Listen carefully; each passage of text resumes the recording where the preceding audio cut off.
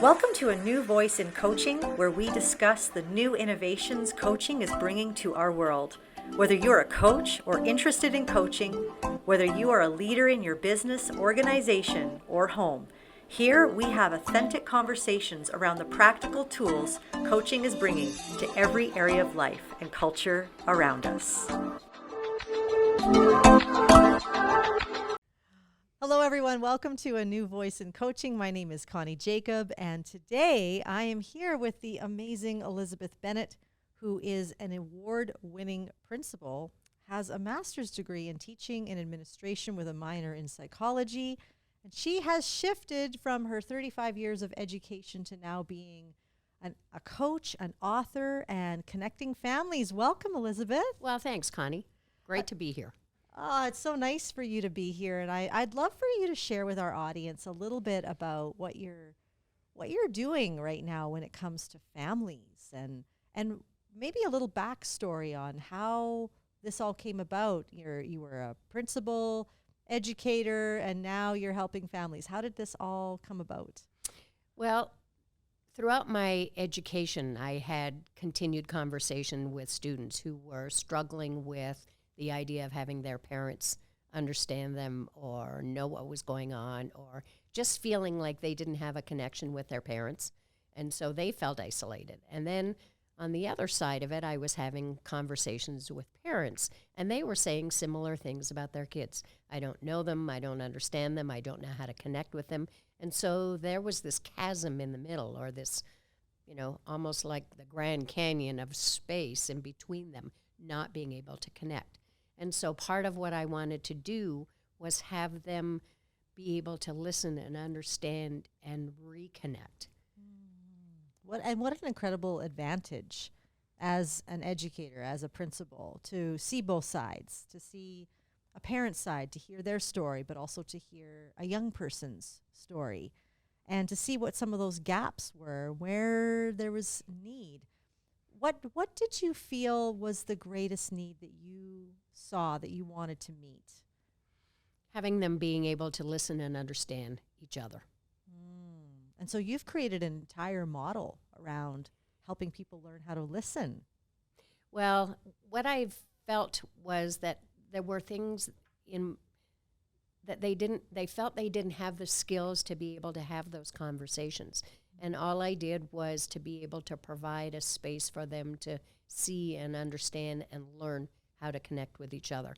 So in my own research and my own understanding and learning and professional development throughout the years, I created 5 strategies for dedicated listening.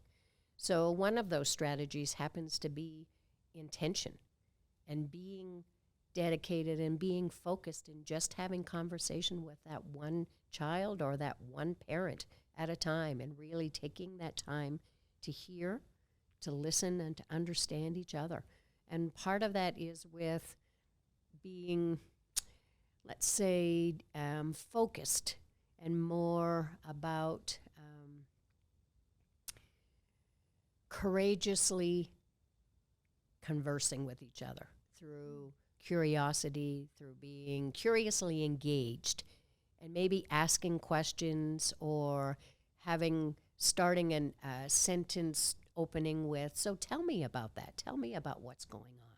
So that the parent and the child really begin to understand each other and go beyond just the behavior that's the visible behavior, but more about, okay, so help me understand how you're feeling about this, or what's going on, or what's creating this space of turmoil or confusion or frustration or anger. And that is so needed. Right now, people don't really know how to engage and listen. I love that focus, especially right now. We're so distracted. Mm-hmm. What would you say is the greatest tip that you give parents when it comes to focusing on being intentional with their kids? What are some of the things that you would tell them? I would encourage them to really make that dedicated time, like to put it in their schedule, and to be a space and a place that's just focused, just being with their child. And I get that in this time of, we're busy. we're busy doing all kinds of things, except busy doesn't create connection, and busy doesn't create being connected. And so that's the place that might be a good place to start. And some parents have suggested to me, those that I have worked with have said, hey, it works really well sometimes when we're in our car and we're going someplace, because we're close enough and far enough away.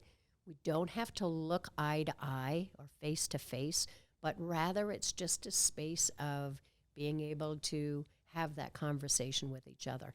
And, you know, when I'm having conversation with parents about it, I also encourage them to be patient with themselves and with their child, because if it's not something that they've done in the past, it's not going to be a comfort place to begin with. And there's also the space that the children are looking at, or teens are looking at, about trust. Right. And it's not going to be something that shows up right away. So it's going to be a period of time where they're both working on it together, because it's vulnerable. It's a space of vulnerability for both the child and the parent.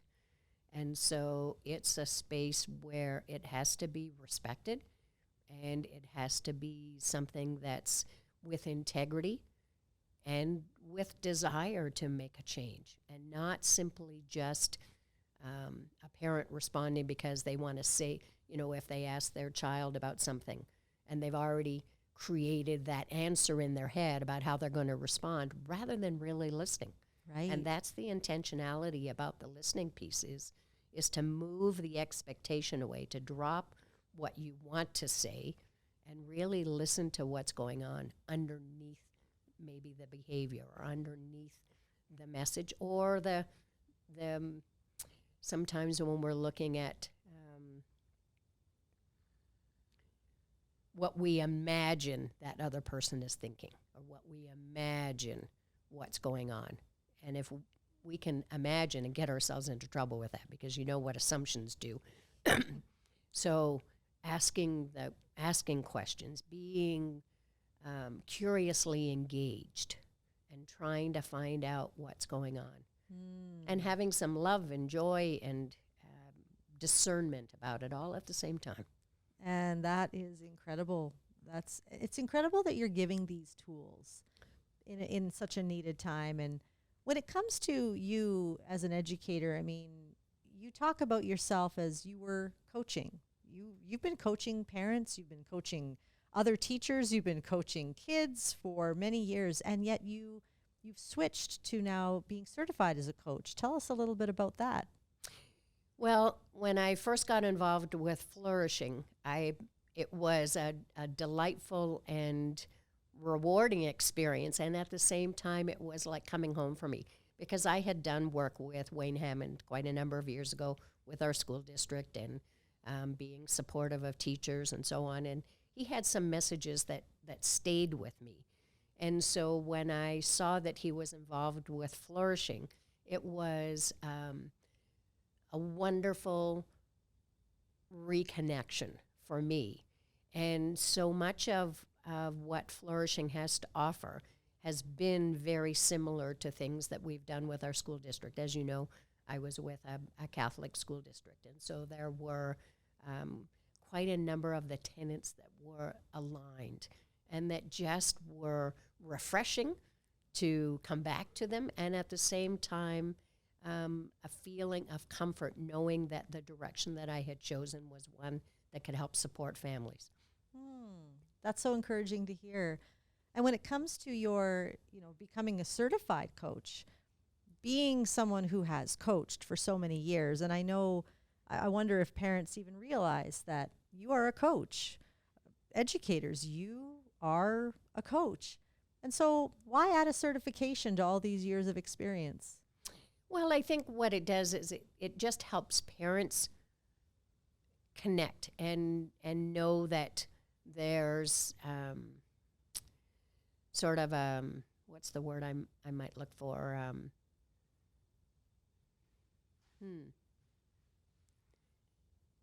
An experience, a dedication, a focus.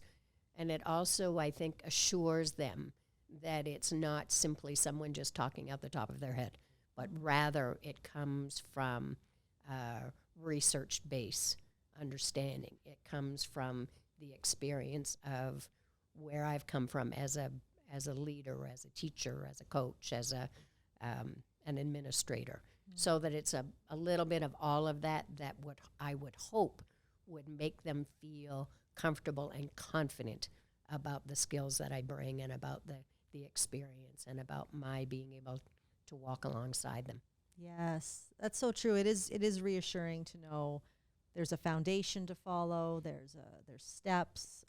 It is research based, and I find it interesting, just from my end, people who are educated like yourself with master's degrees, going through coaching programs like ours and saying, this is incredible. And I think it's because it's so practical. Mm-hmm. Coaching now makes all of the theory that we've known practical. How do I walk someone through the steps that I want to create for them to be resilient, to flourish? And then, of course, adding creativity to add your own, like your five steps to listening, which is fantastic. And so I think it's really, really incredible, your story, Elizabeth, and just the unique advantage you have from the perspective and all your years.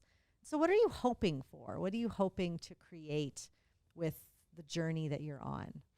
I'm hoping to create to have families reconnect, because even in this time of the pandemic, people were forced into their homes together. However, I'm not so certain that there was a connection there, because people were busy hiding in whatever it was they were doing, either in their work, because people could, if people were forced into working from home, so they would be focused with that.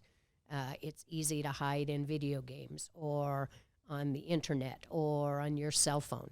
And I think what happened is that they lost that connection. And so what I want to be able to have them do is to reconnect and be in a loving, understanding space. And I get that it's not going to be instantaneous. It's going to be something that families work through. But I want to be able to provide them with a new perspective of understanding, and that they have lots of those gifts and talents and skills hidden someplace within them. And we need to be able to get them, whether it's a kitchen table or whether it's a table in Tim Hortons or whatever, to really have that space of connection and understanding and a rebirth of their relationships. That is incredible. And so how can people get a hold of you? The best way, your website or the Facebook group that you've started? Well, I have a Courageous Conversations Facebook group. They can reach me at ElizabethBennetGroup.com on my website. And if people are interested in just having conversation, they want to send me a quick email, they can do that at Elizabeth_Bennett@live.com. And I would suggest to them, though, that they put Courageous Conversations in the subject line so that I can address it directly and quickly. Because so oftentimes, as you know, our email boxes get filled with stuff that we don't need or want. And I don't want to lose them along the way. So, yes. Yeah.